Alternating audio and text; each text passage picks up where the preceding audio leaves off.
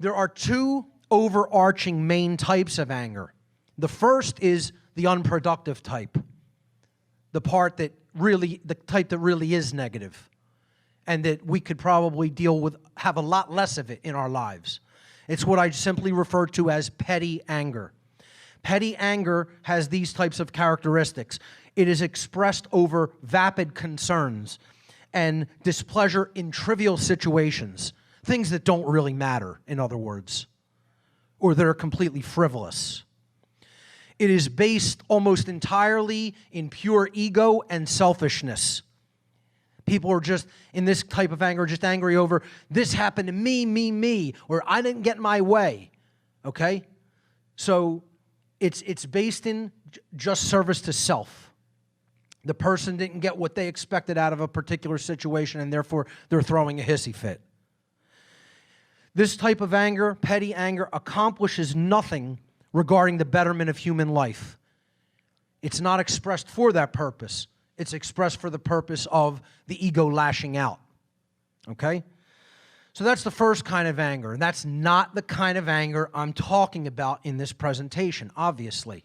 We're talking about what I am calling the sacred gift of anger. Anger in the form that the intelligence of all creation enabled in our physiology for a reason. That's no accident. That was done for a purpose, okay? And that is this kind of anger. It's righteous indignation. These are people yelling at police that it's a protest about the gentleman from England who just went to jail over freedom of speech and just reporting, I'm sorry? Tommy Robinson, yes. His name escaped me briefly. This person just wanted to cover things that were going on with corruption within the local government in the UK and literally went to jail for reporting, for journalism. That's how far into the destruction of freedom of speech the United Kingdom is. And let me tell you something, folks. That's where the highest levels of social engineers operate, out of Tavistock Institute of Human Relations in London. And everything that they cook up there in that shit center, okay, of, scumbag intelligence agents and other, old English farts that want to control everybody's lives because they're pieces of shit as human beings, okay? Guaranteed what they're doing there amongst their own population is going to follow across the pond, and it's going to be attempted to be carried out here within 5 to 10 years tops. I'm going to say 5 years. It's a model that they work with like clockwork because they're like reptilians in their minds, and they never deviate from a plan that continues to work because the population doesn't get how the psychological warfare tactic is being waged against them. So, this type of shutting down of freedom of speech is coming here. And you do see a little bit of this type of anger, righteous indignation against the loss of a right. All too little, though.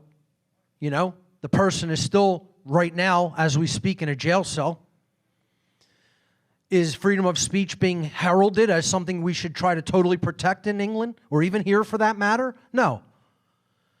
People who don't have their opinions agreed with want to shut down the opinions of their so-called enemy or opponent, So it's about what we get angry about. What are we willing to actually express what is a seemingly negative emotion over? What is the issue over? So righteous indignation is expressed over critically important concerns, things that really matter in our lives, like our rights, our freedom. It's based in, righteous indignation is based in fierce opposition to wrongdoing and a fierce and a correct sense of morality and justice. Fierce opposition to injustice and a totally correct sense and an allegiance with a loyalty to morality and justice.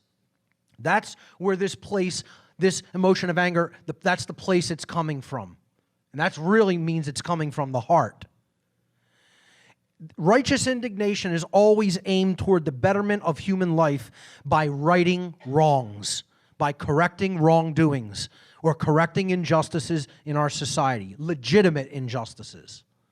You know, we're not talking about the social justice warrior type of anger here. We're talking about legitimate, righteous indignation to the loss of freedom and rights and other injustices done in our society.